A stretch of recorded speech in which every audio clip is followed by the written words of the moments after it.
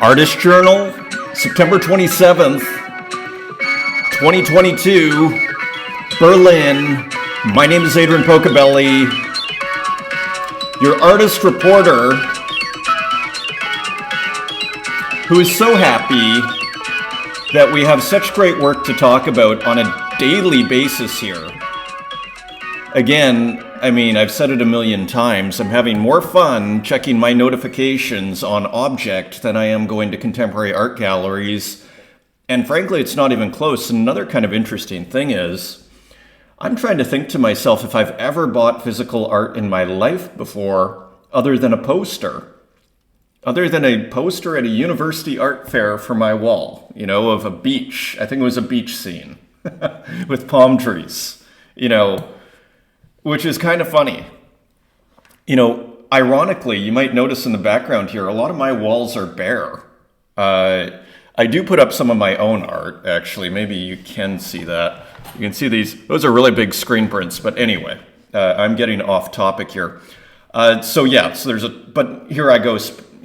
I've drawn back my spending a lot, but I have spent a fortune on this platform. So all to say, something's working.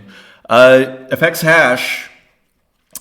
Hash, we have a new project on FX Hash. This was retweeted by Bizaya. And if we look at the project, again, contemporary, you see the weed pipe, you see the gluten-free breadsticks or whatever they are. This is interesting, this straw. And again, FX Hash is where, let me see, where you can see they're using, basically it randomizes layers. And when you mint on the platform, it'll render a work for you. And so you can see what's going on here. So again, kind of a new kind of art that is based on half algorithm, half creativity, and then using random. So, using randomness. So this is I'd say it's working with a lot of themes that exist in what we might consider the traditional or contemporary art world. It is by L.A. August, if I'm pronouncing that right, Table Landscapes. And I just want to read the first line here because I thought it was actually interesting. It's a little artist statement-y in here, but just the first landscape so we have a clue. Table Landscapes is my first generative NFT project, a reflection about micropolitics based on fragments of everyday life scenarios that can be seen in the presence of objects of use, consumption, and contemplation, and also an in-depth study of packaging as a discursive device and its possible rhetoric. So all to say, it's contemporary objects in a contemporary setting using the still life. So very cool, I thought. You can still get it. There's only 87 of 332 minted, and it's pretty cheap mint, and you can see a lot of them here. So again, I just thought like a nice, contemporary art or like just a new, again, an art of the present. This is what I'm getting at here. And I think, I thought particularly the weed pipe was interesting. I think the gluten-free, again, the stuff that just makes it like something you would see if you went over to your buddy's house and your counterculture buddy's house and we're looking around, is this like some sort of sex toy here? You see, it's kind of got a bit of a, I don't want to call it counterculture. That's pretty mainstream these days. A collar, right? So kind of edgy, some cookies, rope around. So kind of suggestive there in a kind of surrealist way. That's interesting. Almost a S&M kind of vibe on the cookies there. So very fun, very interesting work there. What is that called? Table Landscapes. Great title. Great title. So also, speaking of Bizaya, he put out a new work, El Mekol, which is a homage to the great Mikey Wilson and the Retro Rare Wrestlers series. Let's see if that works there. La Creme du Creme. And so I thought this was hilarious. Blockbuster written over with Mikey Wilson's JPEGs, and one of one offers, selected multi-editions, 3x2, etc. So I think really cool. It was interesting, the release on this was what I'm calling a silent release. It was like that Adelia. Someone had commented, remember the Adelia that I had missed? And I was like, oh, I never saw that. I guess I had too many notifications. Well, someone wrote in and they said, well, actually, that's on a Discord. And you have to be in Adelia's Discord to be aware of the release. And I think that's what was going on here as well. And so just an interesting thing. I think it's really, the reason they do this is probably to prevent the flippers from coming in and just, inflating the prices. So, and it's interesting. Like, on one hand, the last thing I want, just to bring up Adelia's piece here, because I thought it was so kind of ironic what she was showing as her piece that she released, which is this digital exhaustion. As I was about to say, the last thing I want is kind of another digital thing I have to check in on. Like, you could extrapolate, okay, so Adelia and Bizaya, okay, sure, I'll join the Discord if I can find it, and then, okay, and I'll check in and hope. But, I mean, what if you have like 50 artists that you track, and are you going to... So that's one side, which is just like, oh no, another thing that's going to kill time, and I'm going to end up like the person on here. On the other hand, though, I was thinking to myself, to have these, it's kind of a really cool thing as an artist. If you want to build your community kind of beyond Twitter, it sounds like kind of an exciting way to do it. Like, you can do all sorts of stuff in Discord if you can convince people to give you that time to do it. But if people love your work, they will give you that time, I assume, if they can. So anyways, it's just a kind of an interesting dynamic, I guess a market dynamic and a bit of a community dynamic, a relationship between artist and audience dynamic that I just wanted to, highlight here on the bleeding edge. I mean, these are very new experiments, okay? So I didn't mention this the other day, but I love this work that Bizaya also put out. He posted this on Twitter, a Gucci car. And this looks like Gucci, not Louis Vuitton, but Gucci patterning. And maybe some colors here with their LCD LC. This means something. I don't know what it means, but it means something. It looks like Roman numerals here. Gucci brand. So I think this is an awesome piece. I went to his page and I didn't see it minted, but just an awesome piece. Sometimes works just hit. We were talking about quoting with the Rat Cloaksy yesterday, quoting the Lucas Cranach Eve, right? And I wanted to show you this because here is another example of quoting that we can find in the history of art. And so this is Edouard Manet's Déjeuner sur l'herbe. And you see this figure here. And this is thought of, I watched a lecture on the great courses a long time ago. And Ori Saltz, I think, is the professor. And he pointed out how art through the ages, so you see this guy here in this famous Impressionist painting by Edouard Manet, and he was pointing out that this is very similar to this Roman god figure here, or this one, the river god.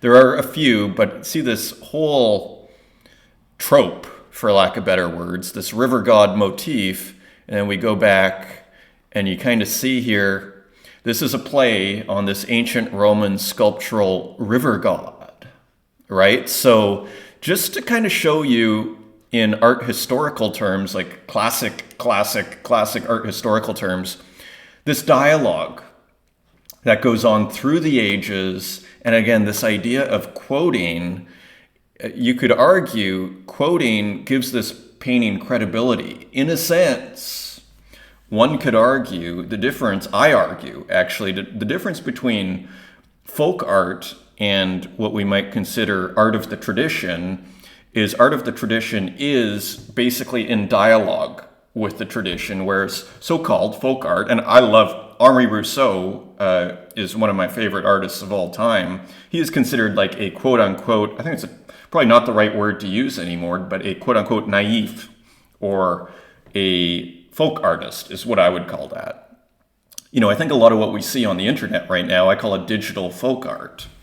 Okay, so the difference between what I consider quote unquote folk art and art of the tradition is in conversation with the tradition. And so here we see Manet, and this is probably taken from something else too, and who knows, maybe all of these figures, but a quoting of the past here in Le Déjeuner sur l'herbe with, you really see it here in this guy, with a quoting of the river god. So continuing on, Kappa, new work, new kind of outrageous. Well, I don't know if I'd call this too outrageous. For Kappa, this is pretty, not too crazy. Just some paint. We can assume some, yellow paint on the women here. Some spider tattoos. In this kind of house series, Vanguard, more just craziness from Kappa here, who is always full of surprises. And an interesting kind of headband here. And if you look, I brought it up, you can see this is kind of part of a 3-part series so far. Maybe there will be more of houses in the front of these kind of suburban lawns, kind of suburban houses gone crazy is kind of what it is. Girls gone wild, suburban houses gone wild. If you remember that infomercial from, I guess that was like 15 or 20 years ago now, you probably can't even put that infomercial on TV anymore. A couple of comments about AI. So we're going to talk about AI. Paul Sims and Diego left a couple of comments that were very interesting. Paul Sims, I share your concerns about AI-generated pieces. I've begun to limit myself to either very inexpensive stuff or obvious grails like Strange Thing, but not much in the middle anymore. I find it hard to believe that art from a command prompt will hold value long term. So, the debate continues. I have concerns. I still buy some of it, but I actually really share. I tend to go for the inexpensive stuff, as Paul puts it. And I bought one grail, which was that Sumi Reyusi, that studio series that she did. And I had bought the one of one, and I thought, just for, as I put it, for museum purposes, I'd picked up these 6, and I paid $300, which is pretty insane, but for this one of one. But now, if AI it's going to be a thing one way or another. But I wanted to just have one kind of special work that kind of made the museum in my mind important. You have to go to that museum if you want to see this piece, that sort of thing. So interesting comment by Paul, because I basically am I'm not like throwing the bank at AI art right now, personally, but I'm watching with super interest right now, and it's developing very fast. And again, I think the main thing is just to walk in with a very open mind. And I do have some thoughts about this AI thing. Let's just look at Diego's comment, and then let's see if I can remember to talk about just these extra thoughts. Diego, interesting, Adrian. I think when everyone can master the technique, the aesthetic result won't be surprising anymore and will start to feel very repetitive. So to me, then it will start to depure and the interesting concepts will remain. And we are starting to see certain repetitions. Now, if we look, and where was it? So I can't believe I missed Le Salon. I was talking about this yesterday, and I figured it would be up for a couple of days. It was 50 cents, and now it's an edition of 3 sold out. I really wanted to pick up that piece. It was just a nice, cheap, and really good-looking AI piece. Who was it? Free Keen Hell, right? So this is what I wanted to discuss just a little bit, this idea of what if in AI we start to leave behind this idea of authorship somewhat. In a sense, we could still give Strange Thing credit for, okay, he was the first, but likely from the looks of it, to kind of do this contemporary clothing with Renaissance paintings. But where we removed any stigma of, say, exploring that meme, once that, it kind of had a meme flavor to it, is where I'm going with this. And what if as an AI community, AI art community, that starts to get recognized as a meme, and then people come out and start exploring that meme, say, as I would argue freaking hell has to a certain degree, right? And that's not a bad thing. And that actually, maybe there's an inevitability to this, is that when an AI work kind of really hits, that all of a sudden 20 artists start kind of exploring that meme, and it's not so much like, oh, you're, imitating the style, which is a little taboo, say in what we might consider just quote unquote normal art, non-AI art. If all of a sudden I start just totally lifting someone's style, like directly, I might, and I'm not saying this is happening here, by the way, there are major differences. I mean, this is a Magritte, and I'm not saying that at all about freaking hell, but there is some derivation, we could argue, with some confidence.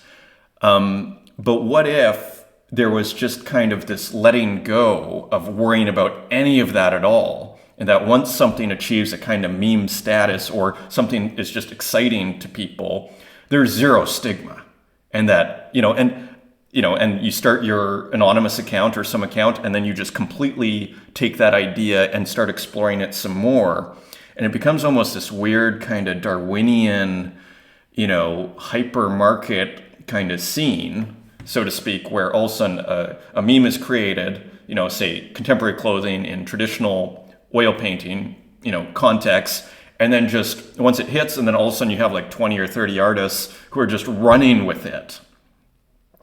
It's kind of fun to think about, and with zero stigma, from the community, zero taboo. This is okay, and in fact, we encourage that in the AI art community. So just another kind of provocative thought to think about, because there is perhaps an inevitability to this if people can create anonymous accounts and then just start to go, oh, that's a cool idea. I know how to do that too, but I want to put this spin on it.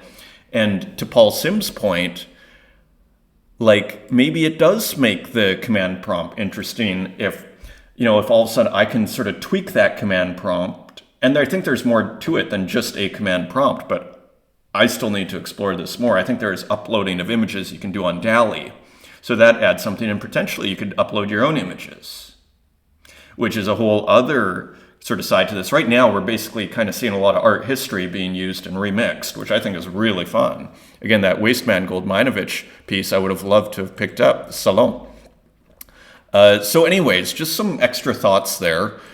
New work by I'm not trying to cover Wasteman Goldminovich, but again, it seems like he's doing some really interesting things and developing this idea, this AI art every day here. And so interesting, choose different color, just an interesting blocking out going on here.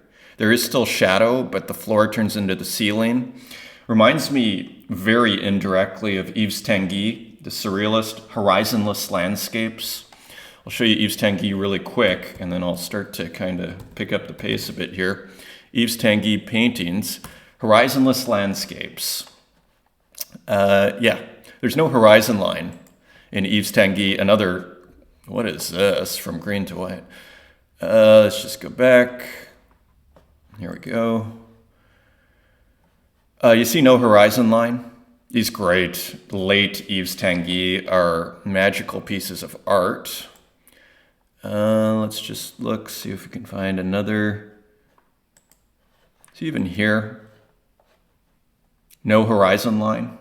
It looks like that's just a shadow. So, and you'll see that through, if you look at Yves Tanguy's work, great surrealist, classic surrealist, you'll see no horizon line.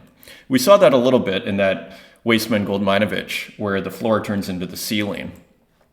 A quick thing on just Eddie Tree, I'm just enjoying kind of tracking his development. Again, like if I did a sci-fi pulp or some sort of science fiction magazine, I would start to think, and actually here's another Eddie Tree. This is kind of like perfect for some sort of science fiction magazine where I'm looking for illustrations, where kind of another take on this is, you could almost call them AI designers, where if let's say I ran a science fiction magazine with science fiction stories, I might be tempted to hire Eddie Tree and say, Eddie, if you can provide me like 10 images, I need one of ancient Egypt meets, Martian landscape. I need this and this. And then Eddie Tree can provide me with stuff like this. I start going, okay, great. This is probably way cheaper and way faster, potentially way better than, my illustrator that I'm, hiring on the internet. Interesting idea. So Eddie Tree here, which I also want to say, this kind of reminded me also of the style we were seeing it in Varja, who has a lot of kind of plant work. And speaking of Henri Rousseau there, we see a lot of plants, almost these jungle-like landscapes, especially there with the leaves. Like I was looking a second ago, and surely we were talking about folk art and so-called naive art of the naive, which I don't think we'd use that term anymore. Maybe, I think it actually is still used, though. I think I saw like a naive art fair, but it seems in our day and age that wouldn't be a term you would use. Anyways, you see here, I mean, this is clearly Henri Rousseau, who made the great jungle paintings. Beloved by the Surrealists and Picasso. And these are spectacular paintings to see. Like, look at this. These are spectacular paintings to see in person. They're so colorful. I think is this a snake charmer? No. Snake charmer. Let's just look at that quickly. And we will wrap this up. Yeah, the snake charmer. I think this is in MoMA. Oh, and we have a huge version here too. Awesome. Yeah, so yeah, this is a spectacular work. Again, these big jungle scenes. Beautiful, beautiful. The Snake Charmer by Henri Rousseau. So again, these kind of big jungle scenes though. This looks like Henri Rousseau was actually used in the creation of this piece. An earlier Varja work. So anyways, just kind of interesting parallels there. What else? So wrapping up here. So we have a collaboration with Louis Osborne, animation by Louis Osborne, the paper crane. So a UFO with, looks like mushrooms going up from a bowl. Back to our counterculture friends. And canceled offers. Yeah, so these went pretty quickly. 18 Tez. New physical meets digital NFT. So these are physical by Daucante Draws, Angry Fisherman. I guess they didn't catch anything. She's got excellent composition. Okay, and she's very good at her colored pencils. I imagine she has a gallery somewhere. Very quickly, Clown Vamp is doing some sort of novel thing, a choose your own adventure. So just a heads up here. I don't want to focus on the novel stuff, but we touched on it yesterday. But I think we should be aware of it, just as NFT people. So you can read his whole write-up here. You have to acquire a Story Pass NFT. So not quite sure what that's about. Here's a big series. So just interesting to follow this NFT meets the novel thing. A couple of quick things, a couple of more cubed houses. So by Side Hustle, aka Pixel Nachos. And we have another one. Okay, this one's quite nice. Really like the windows there. So we explore, I guess we'd call this pixel art. And some 8Badoo Works JNK, or Kurt Hustle Collective, released, here's a portrait of JNK. Sorry, JNK. It is JNK. But happy always to profile your work, and great to see you on 8Badoo, as well as Terry Visual here. So they have some portraits that they put out. You can still get the Terry Visual. The JNK is sold out, so credit to him. Now it costs you $5. And Myth put out a new, put out a new 8Badoo work. So very fun to watch all that happen. That is a 1 of 1. I believe it went for 30. Okay, that went for 30. Released yesterday. It is called Life is SHIT, Man, Myth, Legend. Interesting. And I have put a price on this. Stars I'm putting at 3.16, our pi decimal here. And that, my friends, is our show. So thank you for watching. Once again, I hope you enjoyed it. And until next time, take care.